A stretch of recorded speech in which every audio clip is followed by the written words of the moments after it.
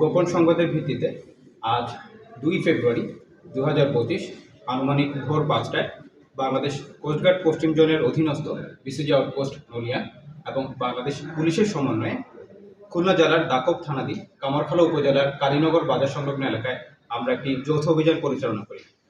অভিযান পরিচালনাকারী ইউনিয়ন পরিষদের একটি পুরাতন ভবন তল্লাশি করে প্লাস্টিকের বস্তায় লুকায়িত অবস্থায় আমরা 2টি 1 নড়া দেশীয় পাইপগান, একটি চাইনিজ কুড়াল, 3টি দেশীয় অস্ত্র সহকারে সন্ত্রাসী মোহাম্মদ ইয়াসিন মোল্লা বয়স 40, সোহরাব সানা বয়স 60 এবং সিরাজুল সানা বয়স 30কে আটক করতে সক্ষম হয়।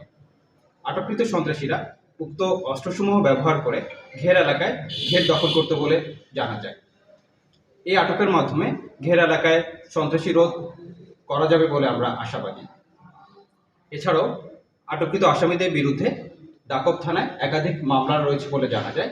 তারা সকলেই খুলনা জেলার দাকব থানার বাসিন্দা।